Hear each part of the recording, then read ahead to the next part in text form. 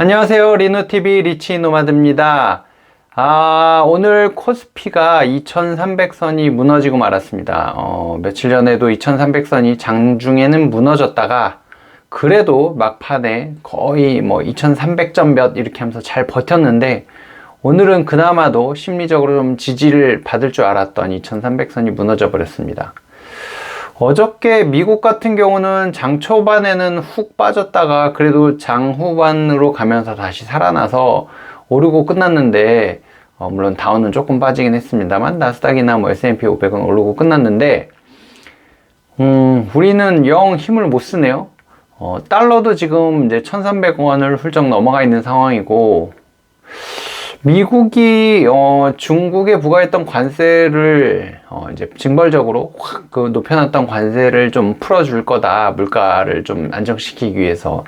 그리고 우크라이나 전쟁도 좀 끝나갈 기미가 보인다, 이런 희망적인 뉴스들도 좀 나오고 있어서 조금은 올라갈 수 있을 거라고 봤거든요. 미국도 올랐기 때문에. 근데 우리나라 주식시장은 이제 반등하는 기미가 영 보이질 않네요.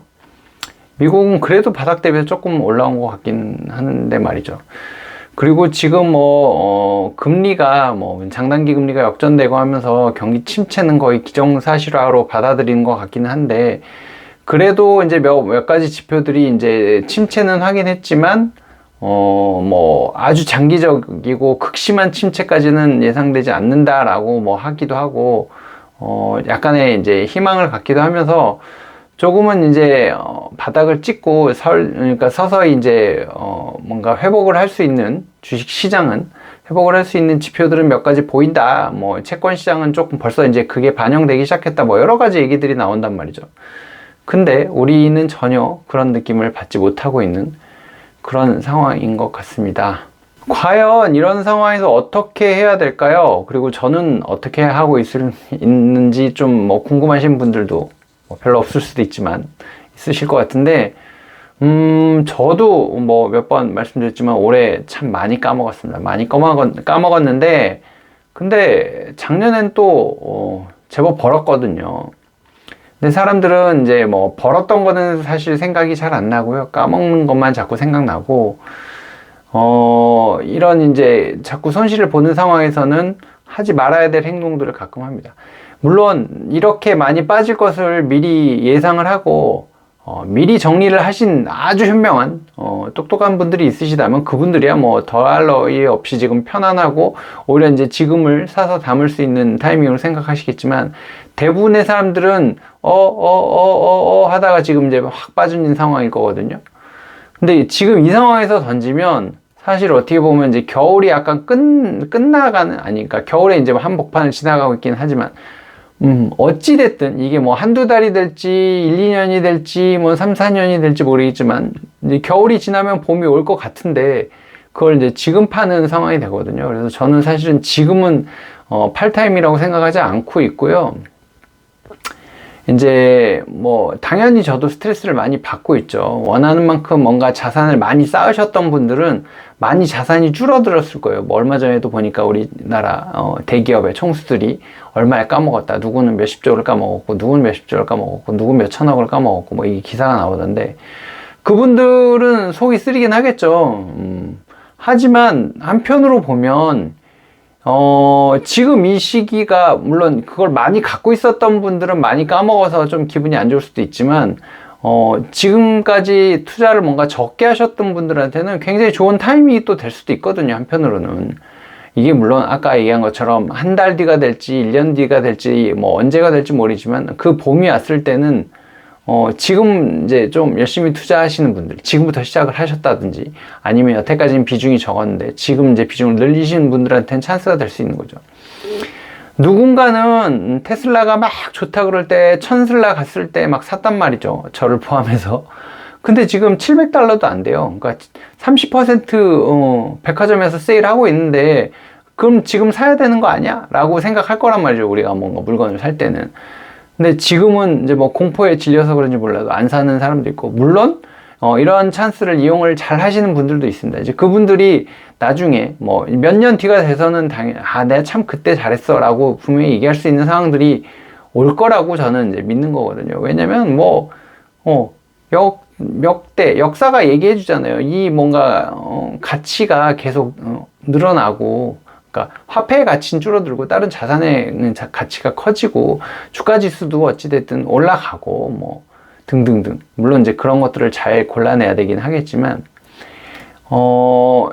저도 사실 올해가 제가 투자라는 걸 시작한 이후에 가장 힘든 해인 것 같습니다. 근데 그건 뭐 저만 그런 게 아니어서 다행인 것 같아요. 뭐 저보다 훨씬 더 고수이신 분들도 올해가 제일 아마 힘든 해인 것 같다, 뭐 이런 얘기 참 많이 해주시는 걸 봤거든요.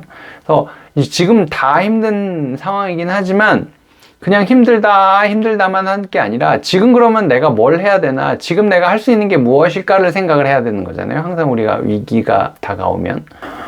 저는 뭐 이제 지금은 사실은 멘탈 관리하는데 좀 집중을 하고 있는데, 어떻게 보면 이것도 좋은 수업을 받고 있다. 물론 수업료를 조금만 내고 수업을 받았으면 더 좋았겠지만, 기왕 뭐 수업료를 내게 된 거 어쩔 수 없고, 이 수업이 진짜 피가 되고 살이 되게끔 하는 게 나는 더 중요하다라고 생각을 하고 있거든요. 그리고 또 한편으로 보면 부동산도 지금은 사실 가격이 많이 내린 곳도 있고, 사실 뭐 이제 금매 아니고선 거래도 안 되기 때문에 이게 정상적인 가격이 제대로 보여지지도 않고, 이제 뭐 그런 것들이 제법 있어요. 근데 사람들이 그렇다고 막 투매를 하진 않잖아요. 근데 주식에 대해서는, 주식은 이제 매일매일 매 시각마다 이제 뭐 가격이 보이니까 그게 멘탈이 더 흔들리는 것 같고, 근데 조금 뭔가 생각을 달리해서 본다면 부동산 가격은 빠질 수 있어요. 근데 월세가 따박따박 나오고 있는 건물이라면 굳이 지금 팔 필요는 없잖아요. 나중에 가격이 좋아졌을 때 팔아야 되는 거지, 지금처럼 가격이 떨어져 있을 때 월세가 잘 나오고 있는데 팔 필요는 없으니까. 그래서 제가 이제 맨날 배당주 얘기하는 거고, 리츠나 뭐 이런 것들을 말씀을 드리는 거거든요. 그러니까 지금 같은 경우는, 지금 우리가 할 수 있는 거는 사실 열심히, 그러니까 뭐 본업이, 그러니까 이 투자가 전업이 아니신 대부분의 분들, 열심히 현금 채굴 하는 거죠. 뭐 무슨 우리 코인 채굴 하듯이 열심히 원화를, 뭐 달러를 버시는 분도 있겠지만 어쨌든 돈을 벌어와서 그걸로 다시 또 이제 자산을 계속 사는 작업을 끊임없이 하는 거죠. 정말 성공하신 분들과 그렇지 않은 분들의 차이를 보면, 성공하신 분들은 꾸준히 뭔가를 했더라고요. 본인이 생각하는 것들을 방향을 잡고 그게 될 때까지 계속 꾸준히 하셨던 분들이 성공하는 거라서, 이제 그런 정확한 방향, 잘된 방향을 잡아놓고 꾸준히 노력하시는 게 가장 중요하지 않을까 라고 생각을 하고 있고, 저도 지금은 제가 할 수 있는 게 열심히 저도 현금을 채굴을 해서 이제 다른 것들을 또 사서 모아야 되겠다라는 생각으로 지금 열심히 하고 있고요. 그렇게 이제 벌어온 자산들로, 그러니까 그렇게 벌어온 현금으로 나를 대신해서 일을 해줄 자산들을 열심히 사서 모은다 생각하고, 많이 모아놓으면 나중에는 이제 그 자산이 저 대신 일을 해줄 거잖아요. 그렇게 해보려고 생각을 해야 되는데, 사람들이 자꾸 뭔가 내가 투입하는 것은 줄이면서 버는 거는 많이 되기를 자꾸 꿈을 꾸거든요. 그건 사실 개꿈이에요. 물론 그렇게 되면 너무너무 좋겠지만 그럴 확률이 별로 없다라는 걸 여태까지 역사적으로 계속 보여줬고, 최근에 코인 신장도 보여줬고, 쉽지 않단 말이죠. 근데 자꾸 그런 꿈을 꿔요. 그리고 이 채널에 보면은 구독자가 뭐 40대 이후 분들이 많아요. 그래, 남성분들의 비중이 월등하고요. 근데 구독을 안 하고 보시는 분들이 훨씬 더 많습니다. 그러니까 뭐 이 채널을 구독하지 않았다고 얘기하는 게 아니라, 물론 좋은 채널들은 다 구독하셨겠지만, 그러니까 나한테 맞는 스타일의 사람을 잘 찾아야 되는 거고, 그 사람의 생각이나 이런 게 논리가 있는지, 뭐 이제 논리 정연한지를 잘 찾으시면, 너무 많은 정보들을, 다른 정보들을 많이 보실 필요는 사실 없는 것 같아요. 너무 많은 정보가 들어오기 때문에 헷갈려하고 갈팡질팡 못 하거든요. 차라리 나랑 딱 맞다는 사람을 찾아서 그 사람의 이야기를 계속 듣고 그 사람의 스타일대로 계속 차곡차곡 쌓아가는 게 더 맞는 방법이지 않을까 싶거든요. 저도 예전에는 유튜브 채널을 굉장히 많이 구독했다가 지금은 이제 딱 보는 채널 몇 개만 보거든요.